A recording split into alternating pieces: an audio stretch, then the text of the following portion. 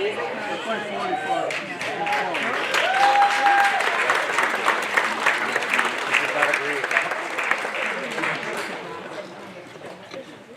and welcome. I'm Diane Dunton-Bruni.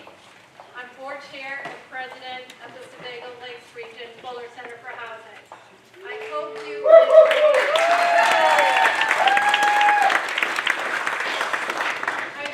enjoy our social and viewing our auction items.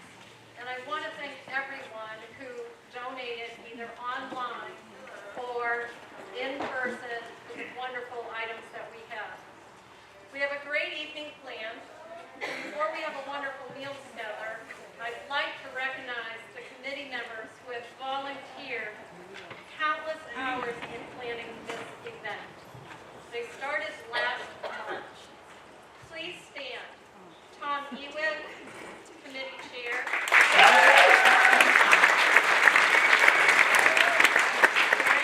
Gallagher, auction.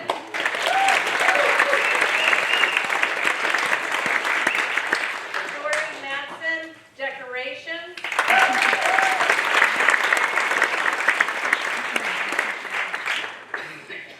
We can never find Dory.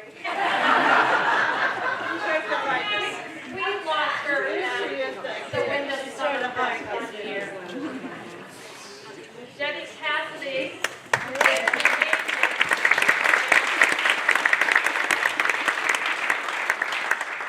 Judy Cook, who took care of all the arrangements here.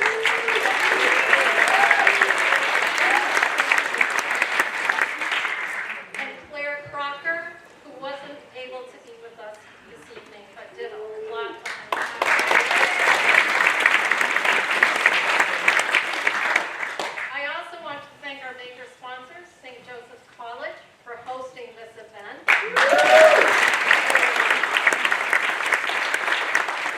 Micah's Lodge for providing all of the wonderful food that we're going to and Red and Lorraine Gallagher for the wonderful music. Thank you.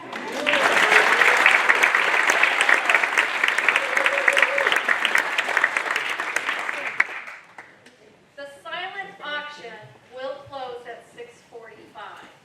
And in a minute, you'll be able to go up and get your food. But as you're waiting, please take one last look for any auction item that you just say, make sure I got that bid in, because we know we have some people that went back several times. Hold your spot. I would like to have Reverend Pat Bessie from Unity Center for Spiritual Growth and a board member share a prayer for the evening meal. Pat?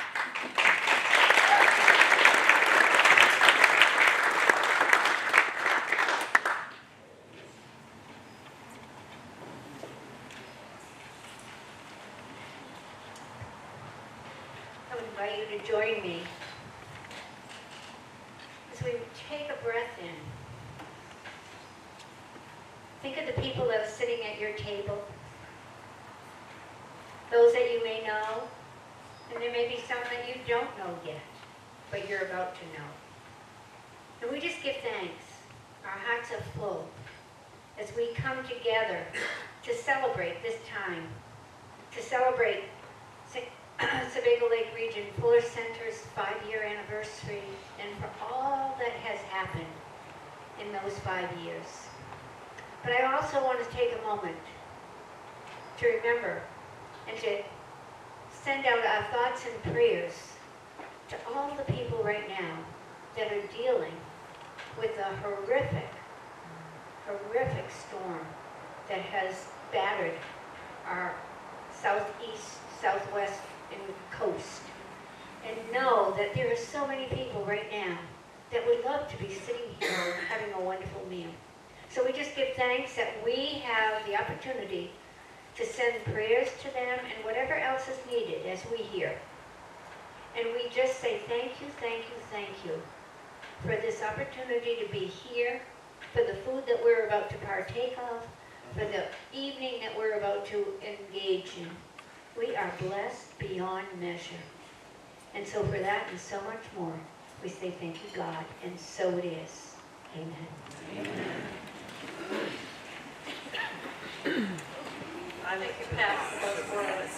Tom will lead us in terms of which table is good to go. Did anybody bribe him?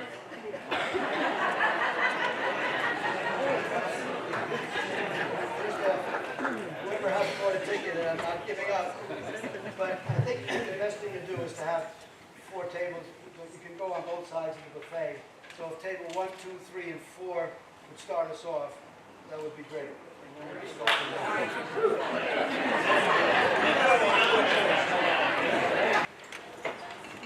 So this evening's program is really to share with you the history of where we've been in the last 5 years, along with recognizing the volunteer that has stood by us in these 5 years, and also an organization that has called every time when we've needed something, they've returned our calls. So in July of 2022, 30 cyclists and local volunteers joined together to work on projects in our community. One of the projects was for a man, John, and his wife, Linda. A porch was built to allow John, who has had ALS for 15 years and was confined to his living room, to enjoy Maine's fresh air by being out on his porch. There was a more important reason for the porch. John only had one way out of his house, through the garage. This created a safety concern. The porch has a lift at the end to help John out of his home. Linda recently shared this update, and I quote as close as I can from Linda's words. My friend that helps me a couple times a week got John up and put him on the porch for an absolute beautiful day. I can never do that without seeing the faces for all who helped us have this space of peace and tranquility in some tough days. The sun was out and the birds were busy, and we just sat in peace. In my mind's eye, I could see all of you the day when you laid the decking. I believe that was the first day John rolled out on the porch. It was so emotional and a dream come true. We can never express or thank you for all that you have given us. John has more hard days than easy days, but the peace of being on the porch is comfort to us both. This is the porch that love built, and God is here. It's a gift we appreciate so much in this season of John's life. It brings us both peace. Another person, Miriam, the daughter of Michael, a paralyzed veteran, wanted to get her father home, but the home was in need of a lot of repairs. Miriam was bogged down with navigating insurance and medical treatments and trying to manage those home repairs. She was overwhelmed. Volunteers from Sebago Fuller Housing came to assist. With hard work and 255 volunteer hours from this community over 10 weeks, Michael came home just a couple weeks ago. This is our mission. In the simplest of words, it is serving veterans, seniors, and people with disabilities stay in their homes safely by completing home repairs. We're doing God's work, and we're truly faith in action. On your tables are photos of some of the families we have brought hope to and are part of our larger family. You see, when we join with a family to help them, we become part of that family. And I share a quick story about Pat and Jerry Vignew. They were the very first family we helped. And they needed a lot of yard work done. So we helped them with the yard work, and at the end of the day,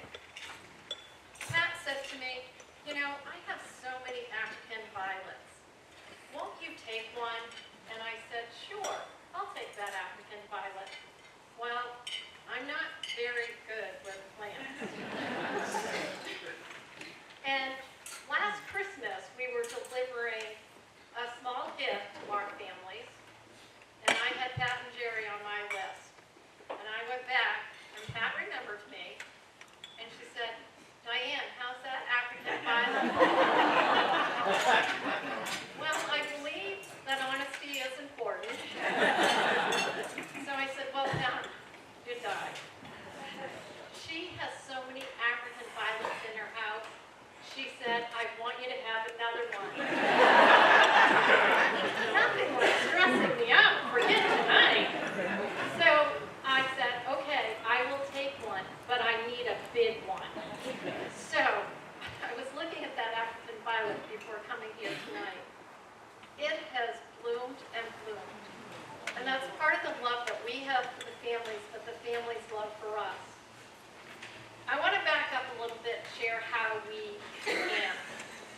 Bill Turner, who isn't able to be with us tonight, was a member and is still a member of Faith Lutheran Church. And he was looking for a cross-country bike ride. He came across the Fuller Center for Housing.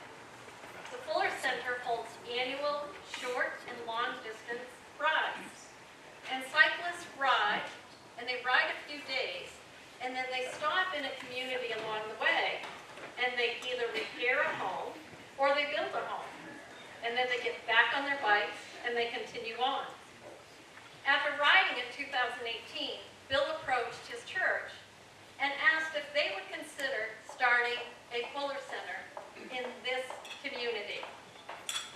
Bill and Lorraine Glassick, who's here with us this evening, approached churches in our area asking if they would join in the endeavor. In July of 2019, 5 churches, along with St. Joseph's College, came together to form the Sebago Lakes Region Fuller Center for Housing. The 5 churches were the Faith Lutheran, the Raymond Village Community Church, North Windham Union Church, Windham Hill United Church of Christ, Unity Center for Spiritual Growth, along with St. Joseph's College. And since that time, St. Anne has joined us. At the end of that first meeting, we agreed to form and we articulated our mission in helping seniors and veterans stay safely in their homes. You will hear in a few more minutes about some of our projects, but I want to share for some of you those on a larger scale who we are. Millard Fuller was a visionary. As a young boy growing up in Georgia, he sold rabbits, pigs, and was a true entrepreneur. He created a blotter for college students and then a cookbook that was sold worldwide. He became a lawyer and he became a millionaire in the late 70s, which when he was 30, he was a millionaire. Now, if you think back about money during that time, that was a pretty big deal. But with all his success, he had all the homes, he had the boats, he had the cars, he had everything. But his wife wasn't happy, and she decided to leave Millard. Millard, of course, was devastated by this. He and his wife, shortly after that time, did reconcile. And in the process, they made a major life decision. They gave away most of their possessions or sold them. And they began doing missionary work, starting in Africa. This led to Millard coming back to the States and starting Habitat for Humanity. That's the name you're more familiar with. That's the people who ask me, who are you? Well, if I mention Millard, then people know Habitat for Humanity. Habitat went on to be the largest global home builder to stop poverty housing in the world. Millard, though, ended up parting ways with the National Habitat in 2004. And he started Fuller Center for Housing because he wanted to get back to the grassroots. He wanted to begin again what he started back in the 80s. So at this time, there are 100 Fuller Centers in the United States and 20 global sites focusing on building and repairing homes. Of course, there's more to the story of Millard and his wife, Linda, but this is where our roots for this Fuller Center here in our community is. We're the only Fuller Center in New England. The only Fuller Center in New England. Sadly, Millard passed away in 2009, but this is a quote from David Snell, the current president about our work here, right in this community. And I quote David, "John Donne famously wrote that no man is an island, but a part of the main." I think of the Fuller Center that way. Covenant partners, and that is what we are called, are in 120 cities around the world, each working to bless families in their own city or town. We're all part of the whole, and the work we do separately affects us all. The example you set here in Maine by your own good works inspires others to do more. The tithes you send go to lift up families in faraway places like Madagascar or New Guinea. And together we demonstrate all that is good about the gospel. What a blessing it is to be part of something so grand. At this time, I would like to recognize past and present board members who are here with us tonight and have made this mission and vision a reality.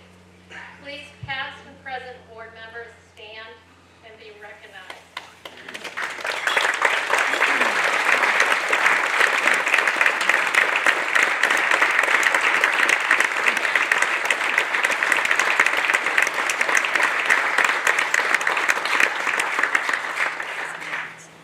Thank you. We could not do it without the leadership of the board members and the roles that they play in helping us achieve what we try to achieve every single day.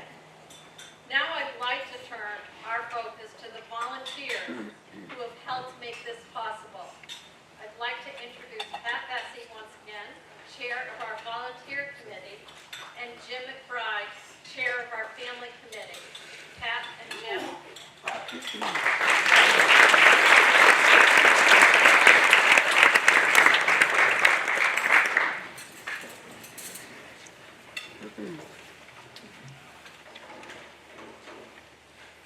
Well, once again, it is a joy to be here and to see all of you and to be celebrating this evening together. And to thank you for taking the time on your day to be with us. It is my honor to speak with you on behalf of our volunteer team at this special event where we celebrate the heart and soul of our organization, our incredible volunteers. You are here tonight because you have become a part of our organization in some way. Sebago Lake Fuller Center would not be possible without the dedication and passion of our volunteers. Each of you brings a unique gift, and together you create a powerful force for good. This year, thanks to your unwavering commitment, we've been able to continue to help those who are in need in our community. Your efforts have not only helped families, but have also strengthened the bonds within our community. While you all volunteer selflessly, tonight we want to take a moment to recognize and celebrate your contributions. Your willingness to give your time, energy, and love is a testament to your character and the strength of our community. We are deeply grateful for each and every one of you. I first want to recognize the volunteer team. Carol Gilman, who is not with us tonight, has worked tirelessly, getting a new system of operation up and running so we can track you all and the hours that you give to us. Dory Madsen, Dory's around here somewhere. Dory, here she is a wonderful support doing whatever is needed to support the projects. And I've been told that the centerpieces are all done by Dory and a couple of her friends.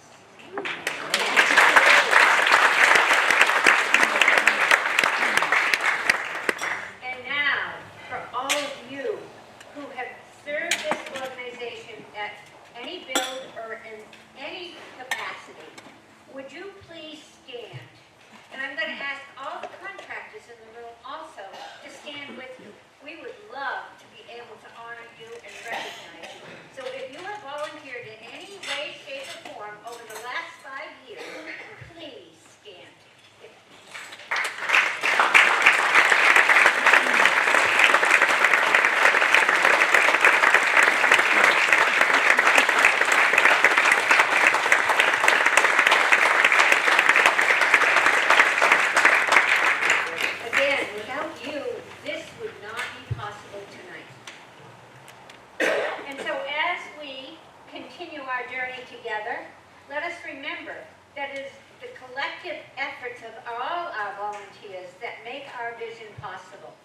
So again, thank you, thank you, thank you for your dedication, your passion, and your unwavering support.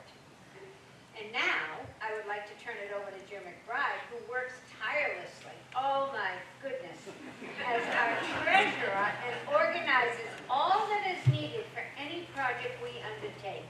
This man is incredibly gifted. So Jim, take it away.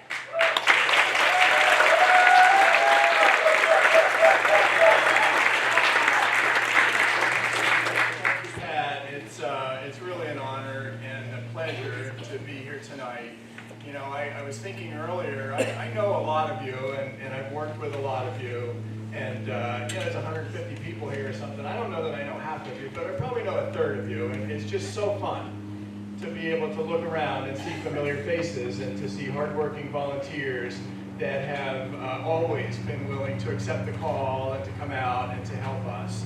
And so I was thrilled to see everybody stand up and just accept recognition from the crowd, because that's what it's all about.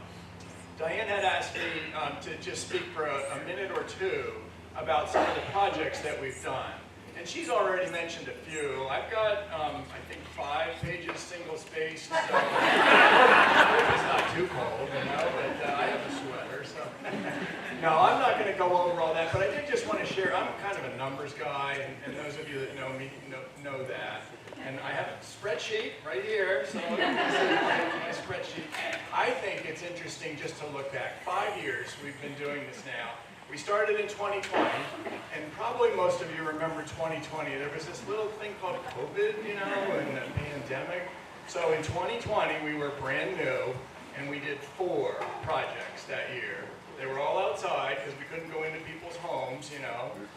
We had 31 volunteers that helped out across those 4 projects, 178 hours, and we helped 5 different seniors with those 4 projects. The next year, 2021, still kind of tough conditions with the pandemic raging. We helped 9 different projects, 29 volunteers. The next year, 2022, 15 projects, so things started to get a little bit easier to help people.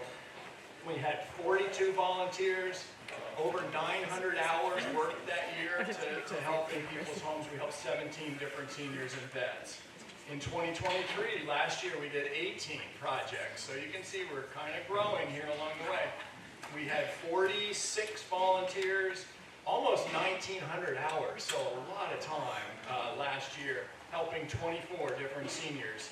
This year, we've completed 6 projects so far. We have about 13, 15 on the active list right now that are still underway. We've already had 24 volunteers. So over 5 years, that's 52 projects completed. That's 172 volunteers and almost 3,800 hours of volunteer time that's gone into helping the families that we're able to help. So once again, those people that have volunteered, thank you so much.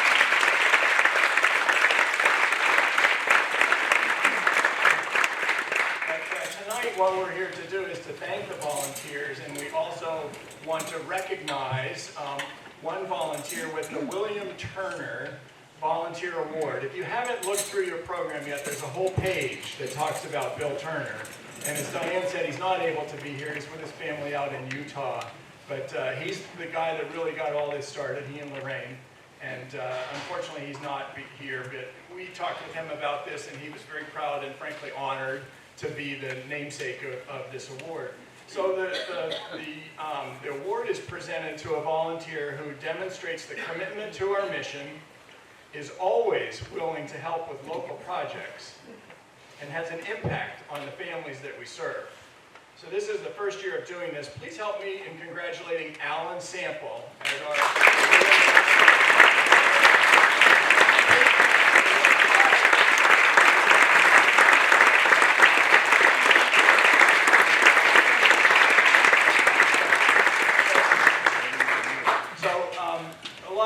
who know me know that Alan and I are good friends. We've been friends for many years.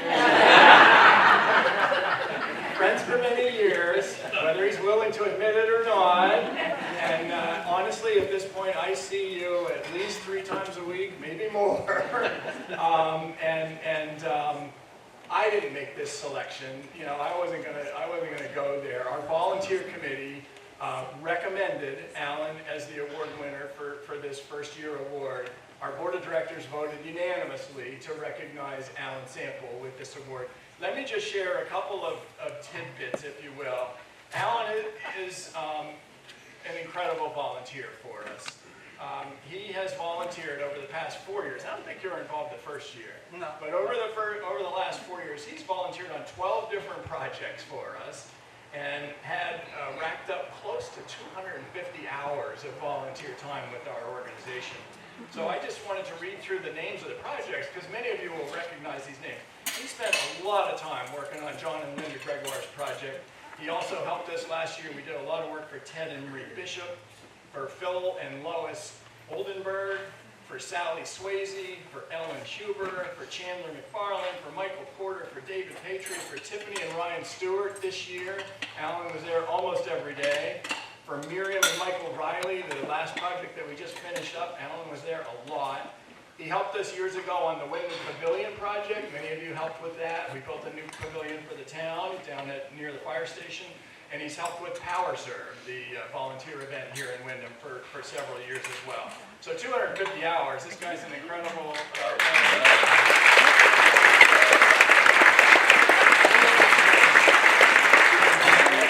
our project team, so he's really good working independently, but he's also a great leader. Almost never says no. He's always ready to help, even on short notice. He knows that I'm almost always late when we agree to get together, but he still tolerates me with that. Good skills and experience. He follows up on jobs in between the project days. He's very caring and concerned for our homeowners. Was especially helpful on the Gregoire project, going well above and beyond, even as far as walking their little dog Faith on a very regular basis through a tough period of time for the Gregoires.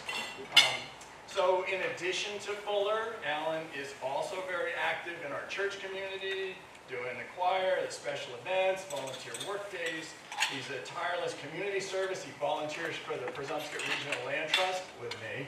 And dozens of hours every month out on the trails doing trail work. Very humble. He hates attention. Hates us making a fuss over him. I called him last night and I said, Alan, we're going to give you an award tomorrow. You know, Diane suggested we give him a heads up. We were afraid he might faint or get up and walk out, you know. So I called him and said, oh, we're going to do this thing tomorrow. So if you don't know Alan, his reaction after a second was, is there like a cash prize? No cash prize. But as we kind of talked about, I have a drink ticket here for you.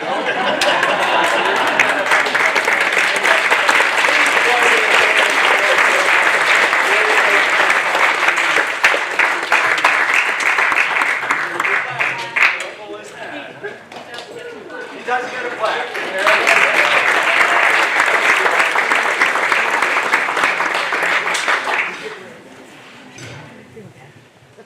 As Alan turned to me a couple times and tried to joke it away. That's Alan. Very humble, but we couldn't do it without him. So the next award that we have, we could not do the work that we do. Excuse me. We couldn't do the work we do without companies to support us. And we call on different people at different times. You never know when you're going to get a call from one of our volunteers, or Jim McBride, or Sean O'Leary, to say, hey, what are you doing? We need a little bit of help here. Materials are primarily the need that we have. They're our greatest need. Our volunteer labor is free for our family.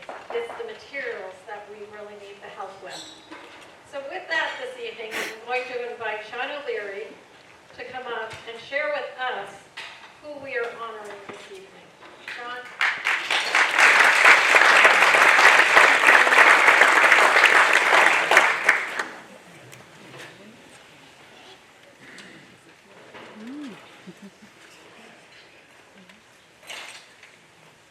Good evening and welcome. I'm privileged to present the first ever Sebago Fuller Housing Community Service Award to Hancock Lumber.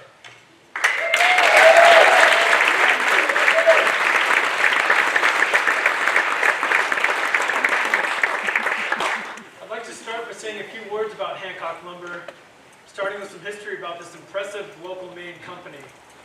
Founded in 1848, think about that for a minute. Founded in 1848, 176 years ago.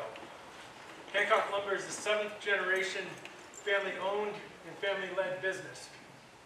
Kevin Hancock is the chairman of Hancock Lumber and is also a published author and most recently a Washington Speakers Bureau coveted public speaker and was recently featured in Forbes magazine. Kevin wanted to be here this evening, but his daughter was married this past weekend and he's tied up with family events and just wasn't able to make it. Hancock Lumber is passionate about their people first and culture, people's first and values-driven culture. Their mission is, quote, to create a work environment that first and foremost recognizes employees as human beings and ultimately improves the lives of anyone who works at the organization. Another quote everyone from Hancock Lumber embraces and lives by is the following: you can't have happy customers without first having happy employees. That philosophy and the actions taken by Hancock Lumber to fully support Sebago Fuller Housing ultimately led to this being a very easy decision as our first Community Service Award winner. Here are just some of the reasons why we selected Hancock Lumber. 1, they value and respect all customers, but consistently treat us like we're their best customer. 2, they provide outstanding service, they make recommendations, they offer suggestions, they share ideas. They never seem to have a problem delivering loads on short notice. I was joking with Ray earlier saying, yeah, it's not surprising for me to call on a Thursday afternoon at 4 and say, anybody can get that load like first thing on Friday morning? But Ray, you've been a pleasure to work with. 3, as I mentioned in the opening, Hancock Lumber has the same type of corporate values that we espouse. Employee engagement, customer intimacy, caring for communities, pride, and more. It's easy to see why they're consistently recognized and awarded one of the best places to work in the state of Maine. 4, Ray Collette and the counter team in Wyndham. I could end on that bullet alone. Ray Collette and the counter team in Wyndham. They consistently go above and beyond the call. As an example, Ray convinced a supplier to work with us on custom windows, and then later arranged a home visit with the manufacturer's rep to review the installation and also talk about ongoing maintenance recommendations. No big deal other than the fact that that manufacturer was from out of state and they had also extended to Hancock Lumber a 50% discount on all the material that they provided for that project. Other examples include Ray returning texts after hours, over weekends, whenever, always being available. Honestly, any time on a weekend that I would expect I'll get a response on Monday, probably within minutes I'd get a response from Ray. It's just been a pleasure, Ray. And 5, Hancock Lumber provided us with grants totaling over $15,000 to support our community projects to help those in need. More specifically, they've generously donated $5,000 each year for the past 3 years. They also give us a substantial nonprofit discount on every purchase we make, which is a huge help and goes a long way in keeping our costs down for our low-income homeowners. In closing, Hancock Lumber cares deeply for their employees, their customers, and the community. They have come through for Sebago Fuller Housing again and again. We are proud to honor them with our Sebago Fuller Housing Community Service Award. Congratulations to Ray and team, and Ray, if you can come up for a moment.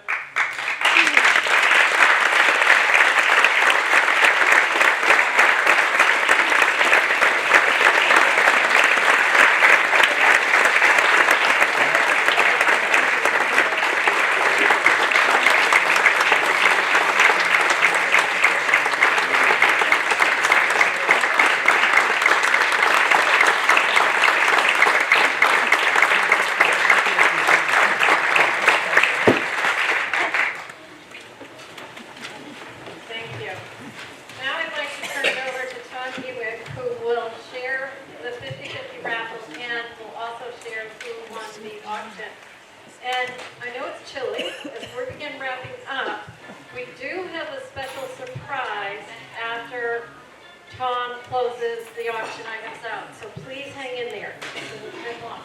Tom?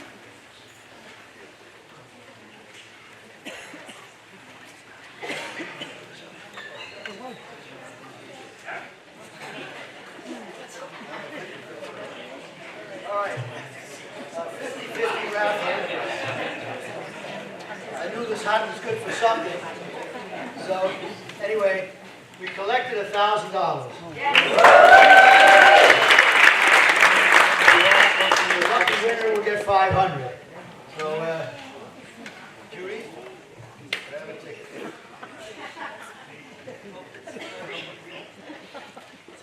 Ready? 865. 199.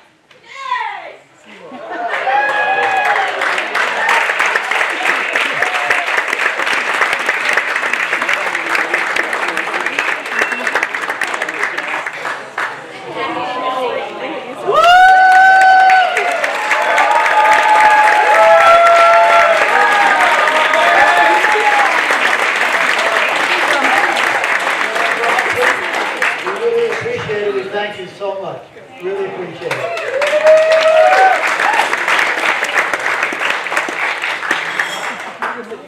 Yes.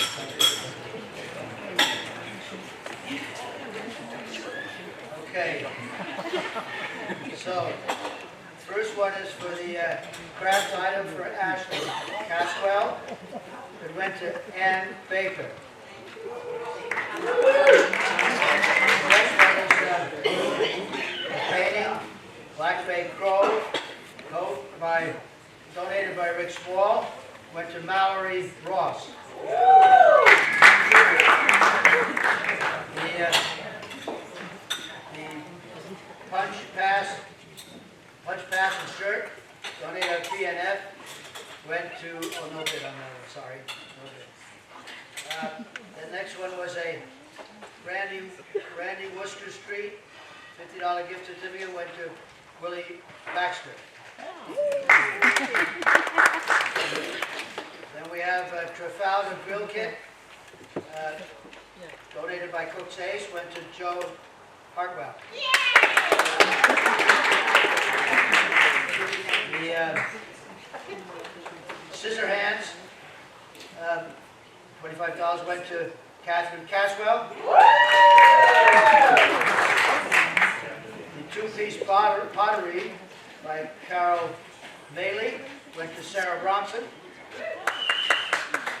The framed canvas print by Bruce Swall went to Jean Graves.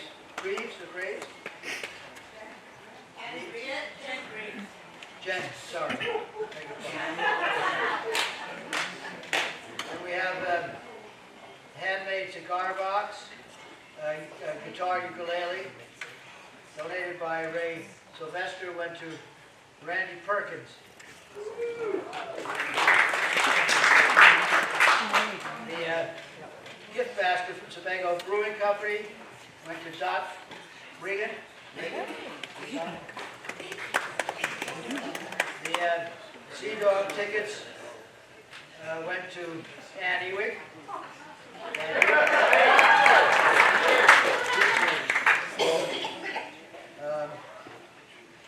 The beach barbecue with 8 to 10 people at Tom's Beach went to M. Simmer Rankin.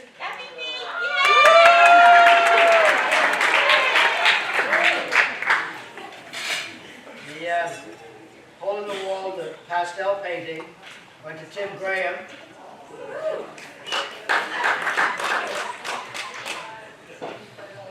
The 3 handmade Christmas wreaths went to Karina Roberts. The gallon of maple syrup, donated by Carol Gilman, went to Michael Kepron, K-E-R-A-N. The boat rental and the ice cooler, donated by Goodhue Marine, went to Emily Hinman. The basket of dental hygiene products, donated by Armstrong Dental, went to Carl Hartwell. The 2 gift cards for $20 each from Ray's Barbershop went to Lauren Perot.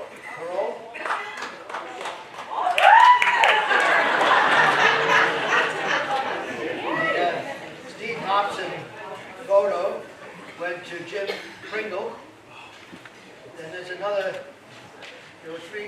actually there were three of those.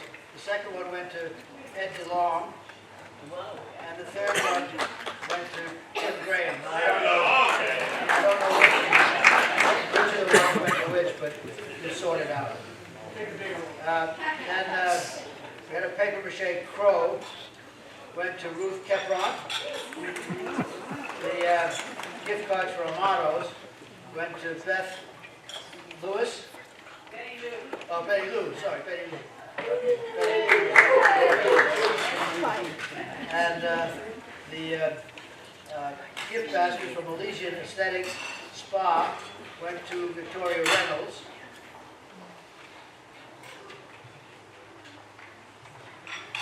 It's a long list. The two gift cards for smoked barbecue went to Andrews Capital. The gift cards for Corsetti's went to Rolf Grease.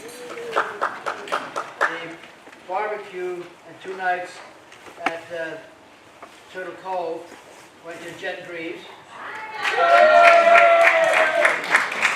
The gift card for Mary, another gift card, I don't know what it's for, but to Mary Jane's Smoke Shop, sorry, went to Butch Freeman. The $25 gift card for Percy's Restaurant went to Willie Baker. Baxter or Baker? Baxter, sorry. And 2 gift certificates, $50 each for the shooting range, went to Willie Baxter. Gotta be careful of him. Handmade braided rug, donated by Rita Fournier, went to Joe Cassidy. The ride on the Model T went to Lauren Perot. The stadium chair, donated by Hussey Seating Company, went to Tom Nash. The quilt, which was donated by Leanne Healy White, went to Sarah Bronson. And the last one is the hand-carved American flag, donated by Butch Freeman, went to Jim McBride. I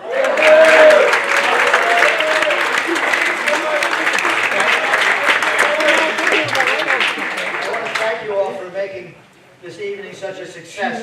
I want to especially shout out to Lorraine Gallagher, who really put a lot of time and effort into the whole silent auction, and I'm glad it was so successful. Thank you so much.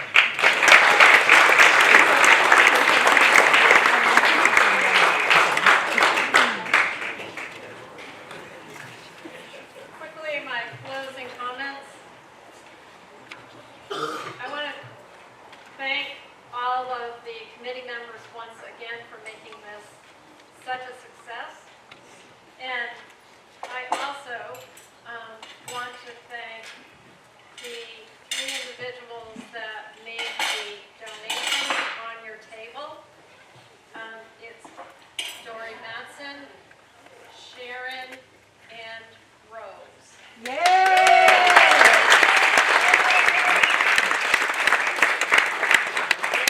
spent 3 days making these donations. So, the surprise that I promised you is that somebody at each table has a bright fluorescent little sticker. Whoever has that bright sticker gets to take home the centerpiece. That's a check. Underneath your chair. Sorry.